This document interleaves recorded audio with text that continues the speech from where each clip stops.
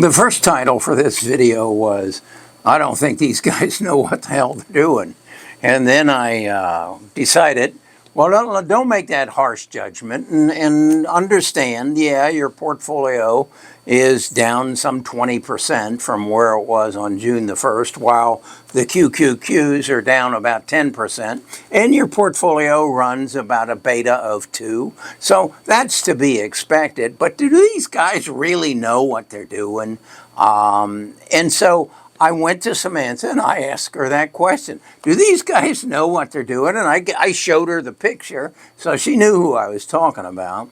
And she and Bart dug into it. And what they basically came back and said is that there is a adjustment or a rebalancing of what exactly is I going to sell for, and who's going to use it and produce it, and what's the holdback with the communities not wanting a data center in my backyard, and what percentage of the data centers are up and running, roughly a third of what's planned, and half is under build out.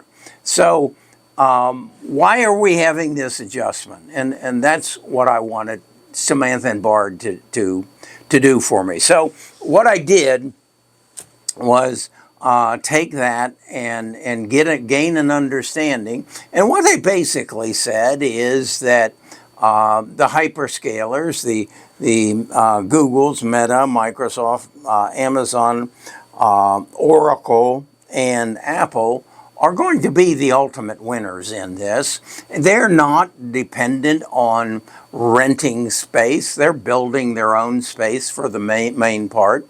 They are building this AI, not so much to sell the compute, but to improve their position in their business, to make Google a better advertising vehicle, as the same with Meta, to make Microsoft a better Office enterprise workflow software.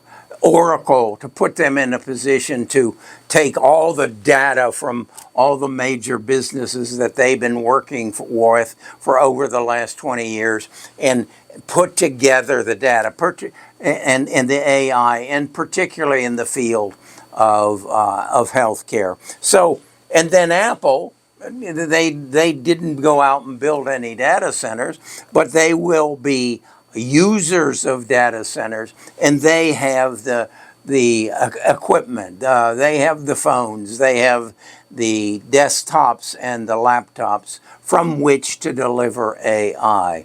So the message that Samantha gave back to me is, you're in the right zone, you're in the right place, but you need to readjust your allocation in your portfolio. And basically saying, I needed to get rid of some of the neo cloud companies, those people who just went out and bought land and bought electricity and now are building data centers and buying GPUs and then renting them out. That they are the ones who are kind of in the middle, that are susceptible to pricing. And with what came out of China, pricing is going to be an issue. We're going to have to deal with a lack or not such an abundance of compute that or shortage of compute that we thought there would be. There's probably going to be an abundance, and companies like CoreWeave are going to get hit hard. That's Samantha and Bart's interpretation. Now, so what they said was, I needed to increase my holdings right now at 6.1% of the hyperscalers, and bring that up to between 12 and 15%.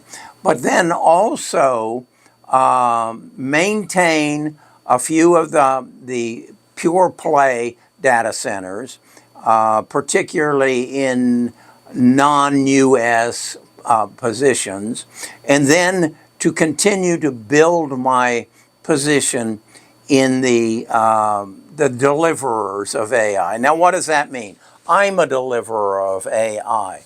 I built, Samantha and Bart, I built two AI agents that analyze data based on my 4-page prompt that spit out and give me Wall Street type analysis of individual stocks. Now, I've taken that and said, okay, I have put it in a format that it is now available to my tribe members. So it's not just me putting in maybe 40, 50 ticker symbols a month. It's now my 900 tribe members, each having the right to put in 5 ticker symbols and get back an analysis that will help them make better investment decisions. So I have turned that into AI, into a business that generates capital, generates money. That's what deliverers are. And they're going to be in mostly what I've seen, and I've done other videos on this, in the advertising field are going to be the first ones where you're going to see the effects of AI be generating more revenue, which will generate more earnings at higher margins and will push stock prices high. Now, what's beautiful about that is this is not Google and Meta doing it. Oh, they'll do it. But these are smaller companies, maybe $600 million companies selling for $10 a share, that if they increase their revenues and their earnings both by 30%, and you got a factor of 60 there, you're probably going to see the stock price mimic that. And if you do that year after year, as you get better and better at it, you're going to achieve what our objective is, and that is to double the price of our stocks over a 3-year period. And in some cases, when you're using stocks like the one in the real estate field, that's a $2 stock. When they revolutionize real estate, that's going to go to a $10 stock. So now you have a 5-fold increase, probably within that 3-year period of time. So that's what I'm recognizing, that much as when the internet came in, yes, Cisco and AOL and the fiber layers laid it down, but that was the build out.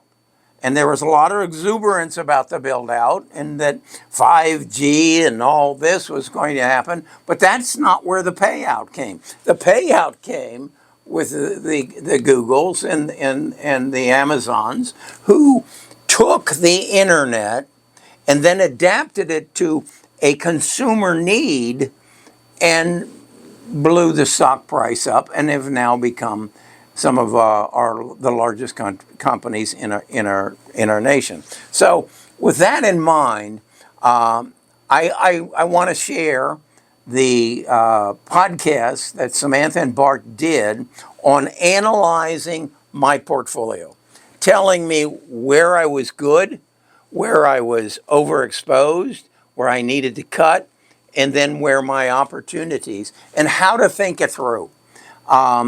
This is, I think, the biggest gift I can give you.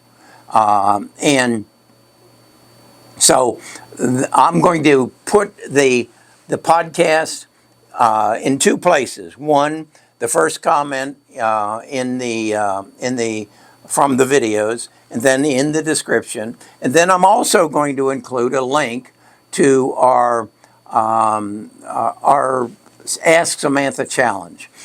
What we're doing is I have 900 people who pay to be a part of our tribe.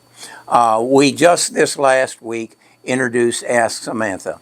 And what we're saying to the tribe members is you can give them, in a month's time, 5 ticker symbols and get a review. Now, you'll also be able to see the reviews that any other tribe member entered in, and you're going to become very knowledgeable on how to read and understand a stock analysis, and that's going to make you a better investor. What I hope for is, I got a email just the other day from one of the tribe members who was saying he had some interns working for him, and he was going to sign them up for the free 30-day trial. And he explained that they were college students in the finance field.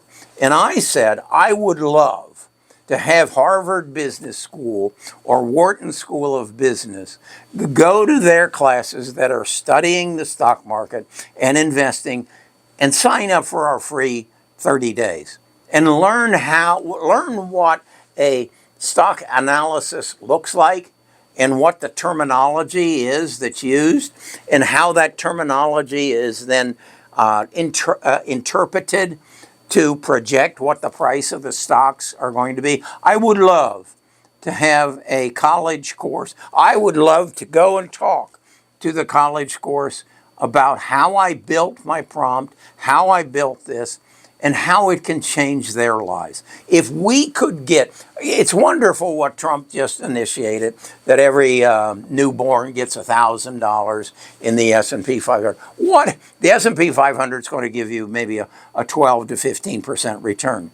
Folks, we got a 200% return this last year. That turns $1,000 into $2,000 in 1 year. If you do it 2 years in a row, you're up to $4,000. You can do the math. That's where we've got to get this investment world. We have tremendous opportunities. Those 9 gentlemen that I showed you in the thumbnail are 9 of the smartest people in the world, and they believe that they've got an opportunity that they have never seen before. You just listen to them. They believe in this. I believe in them, and thus I believe in this. I think you should too, and seize the opportunity.